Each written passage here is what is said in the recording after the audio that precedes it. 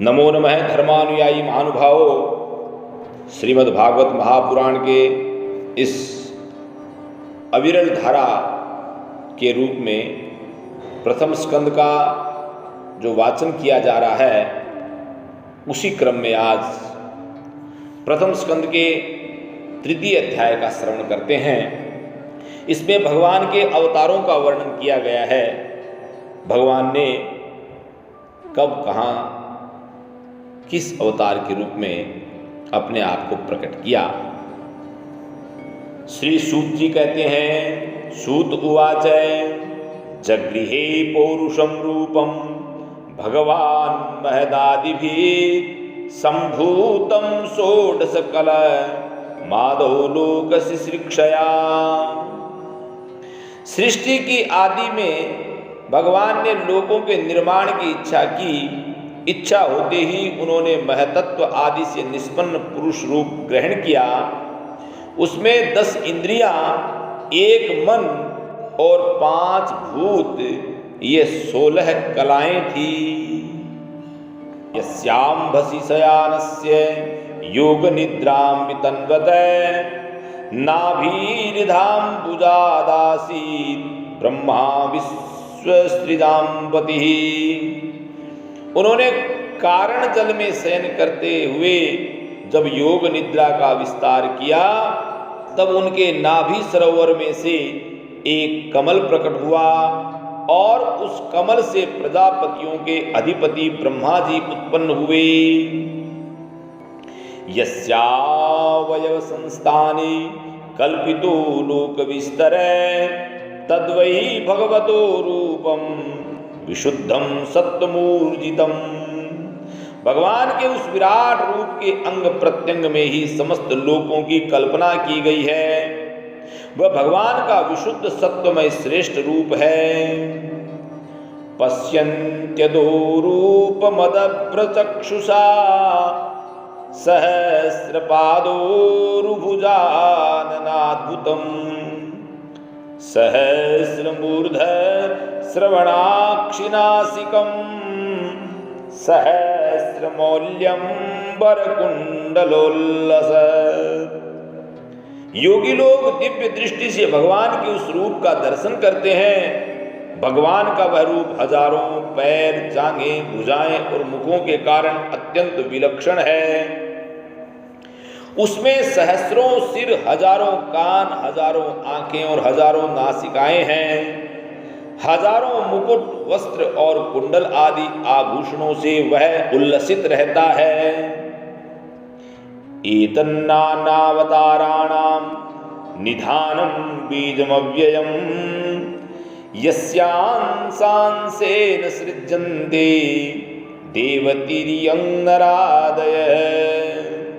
भगवान का यही पुरुष रूप, जिसे नारायण कहते हैं, अनेक अवतारों का अक्षय कोश है। इसी से सारे अवतार प्रकट होते हैं। इस रूप के छोटे से छोटे अंश से देवता, पशु पक्षी और मनुष्यादि योनियों की सृष्टि होती है। स एव प्रथमं देव कौमारं सर्गमास्थितः चचारे दुष्टरं ब्रह्मा ब्रह्मचर्यमखंडितम्। उन्हीं प्रभु ने पहले कौमार सर्ग में सनक, सनंदन, सनातन और सनत कुमार, इन 4 ब्राह्मणों के रूप में अवतार ग्रहण करके अत्यंत कठिन अखंड ब्रह्मचर्य का पालन किया। द्वितीयं तु भवास्यास्य रसातलगतां महीम् उद्धरिष्यन्नुपादत्ते यज्ञस्य शोकरं वपुः। दूसरी बार इस संसार के कल्याण के लिए समस्त यज्ञों के स्वामी उन भगवान ने ही रसातल में गई हुई पृथ्वी को निकाल लाने के लिए शूकर का रूप धारण किया, अर्थात सुअर का रूप धारण किया। तृतीयं ऋषि सर्गं च देवर्षि त्वमुपेत्य स तंत्रं सात्वतमाचष्टे नैष्कर्म्यं कर्मणां यत।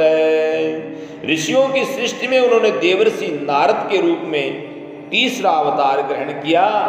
और सात्वत तंत्र का, जिसे नारद पांचरात्र भी कहते हैं, उसका उपदेश दिया।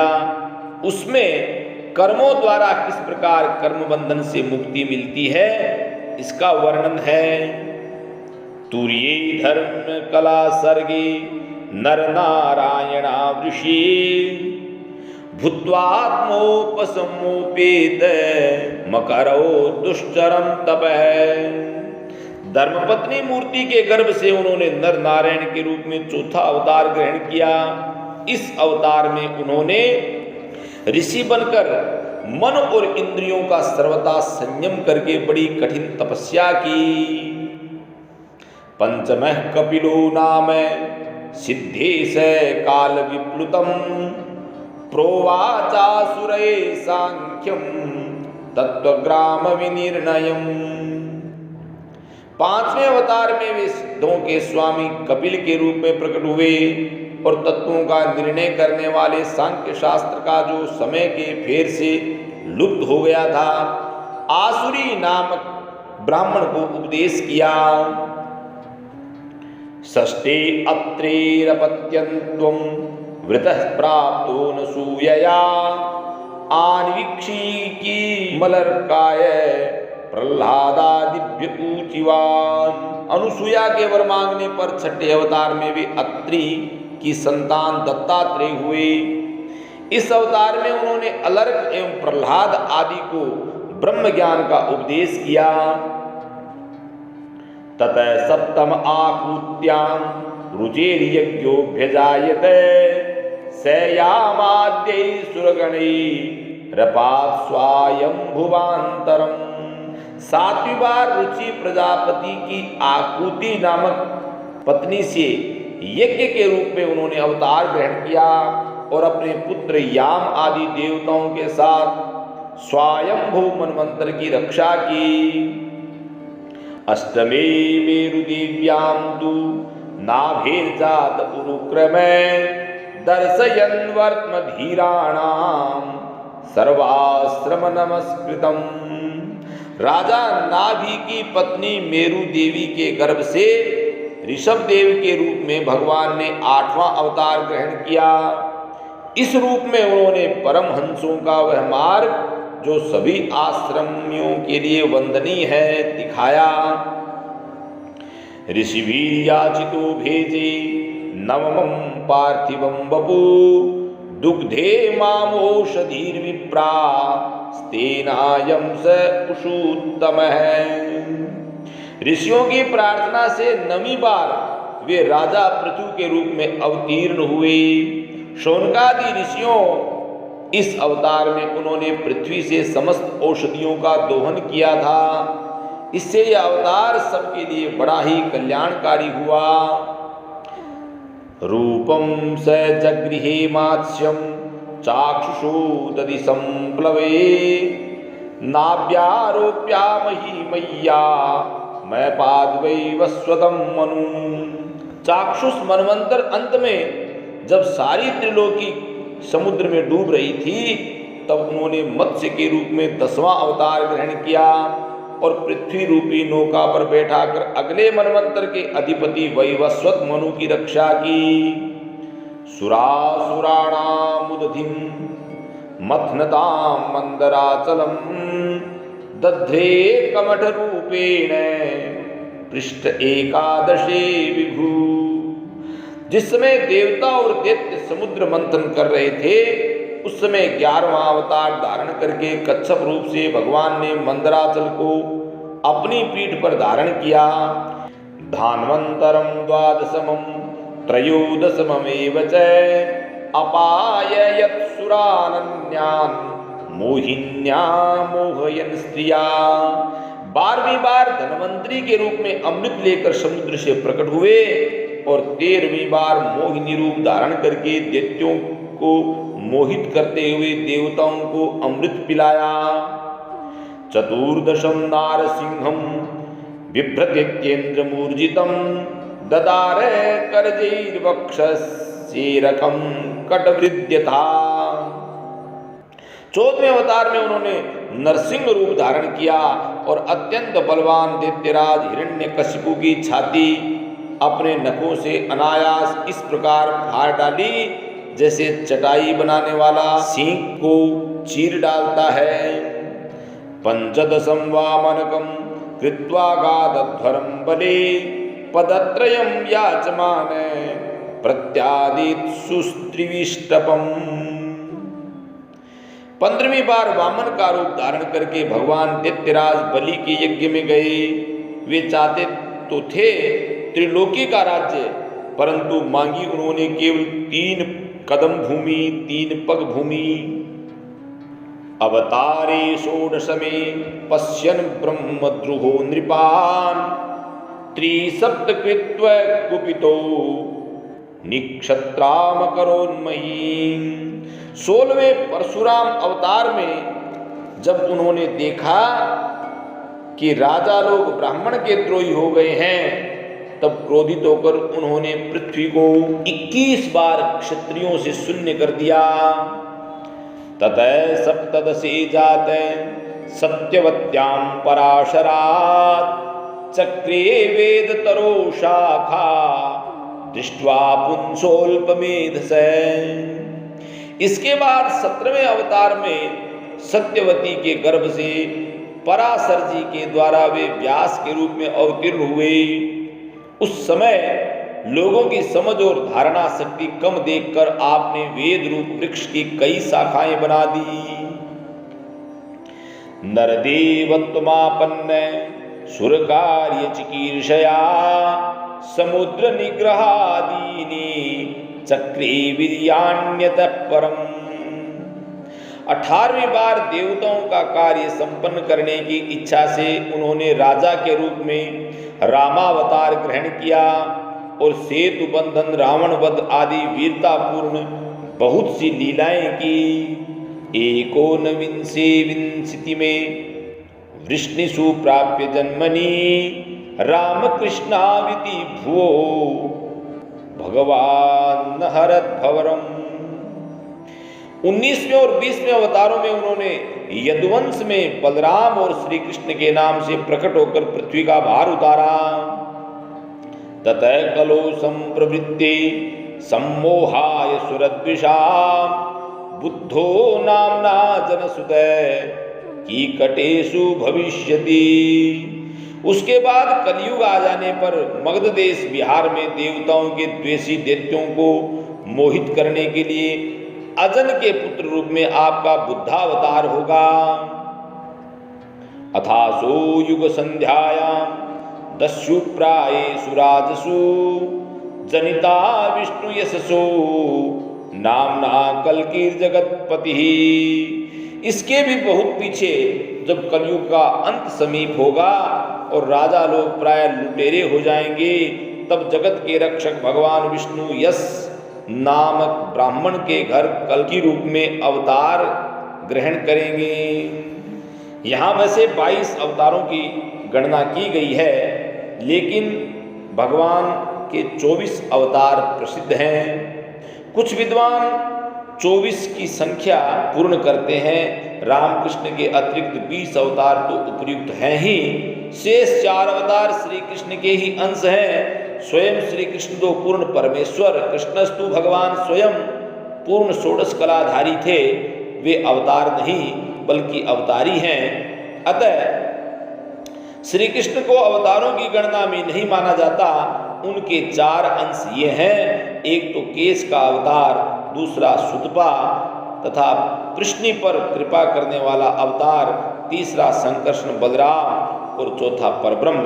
इस प्रकार इन 4 अवतारों से विशिष्ट 5वें साक्षात भगवान वासुदेव हैं। दूसरे विद्वान ऐसा मानते हैं कि 22 अवतार तो उपयुक्त हैं ही, इनके अतिरिक्त 2 और हैं, एक हंस और एक हयग्रीव, ऐसी मान्यता है।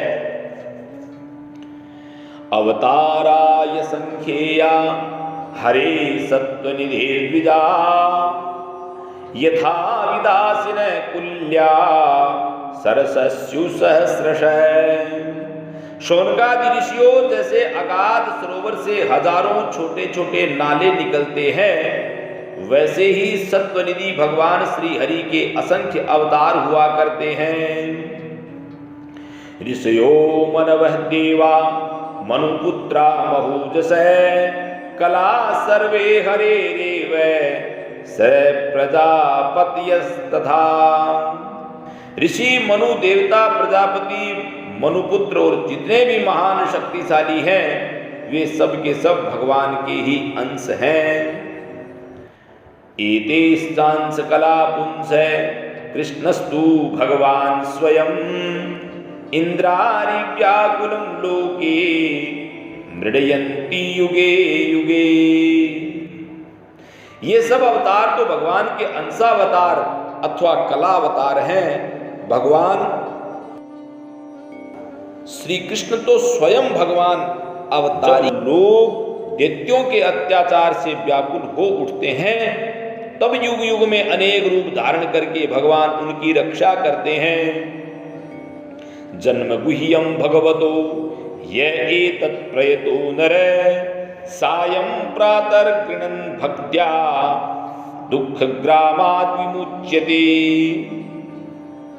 भगवान के दिव्य जन्मों की यह कथा अत्यंत गोपनीय रहस्यमयी है। जो मनुष्य एकाग्र चित्त से नियम पूर्वक सायंकाल और प्रातःकाल प्रेम से इसका पाठ करता है वह सब दुखों से छूट जाता है। एतद्रूपं भगवतो ह्यरूपस्य चिदात्मने माया गुणैर्विरचितं महदादिभिरात्मनि।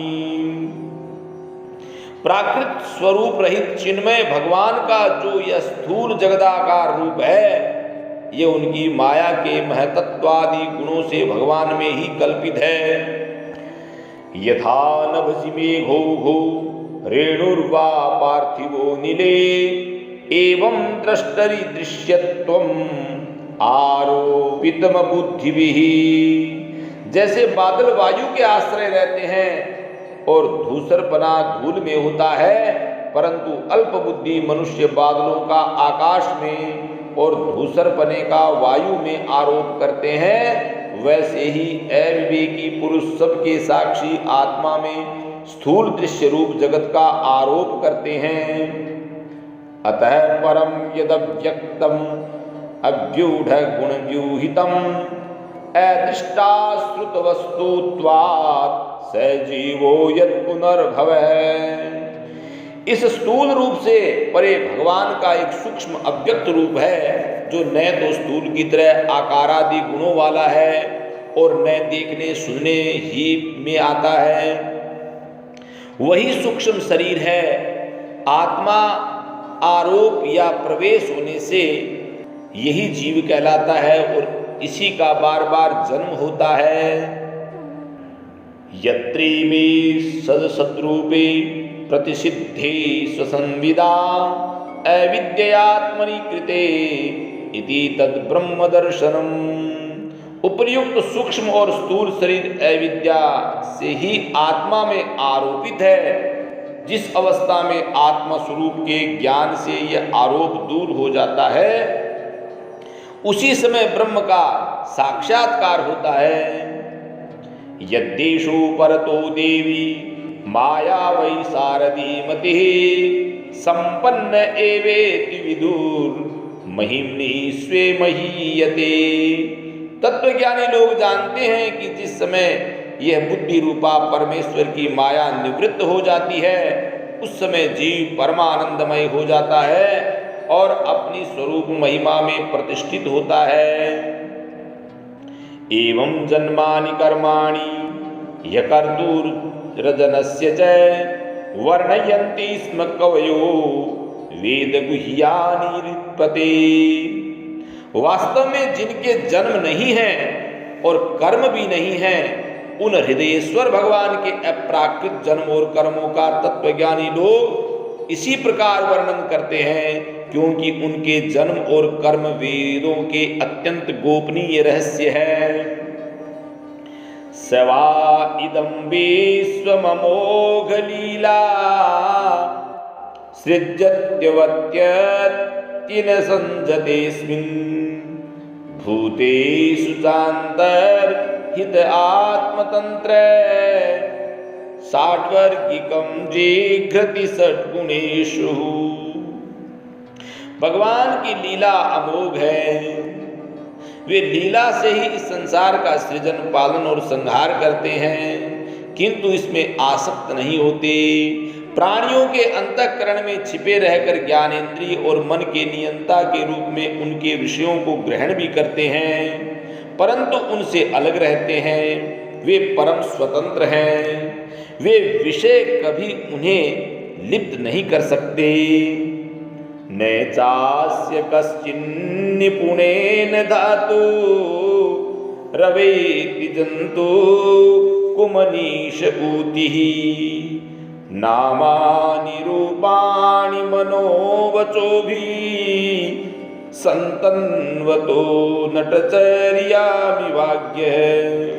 जैसे अनजान मनुष्य जादूगर अथवा नट के संकल्प और वचनों से की हुई करामात को नहीं समझ पाता, वैसे ही अपने संकल्प और वेदवाणी के द्वारा भगवान के प्रकट किए हुए इन नाना नाम को और रूपों को तथा उनकी लीलाओं को कुबुद्धि जीव बहुत सी तर्क युक्तियों के द्वारा नहीं पहचान सकता।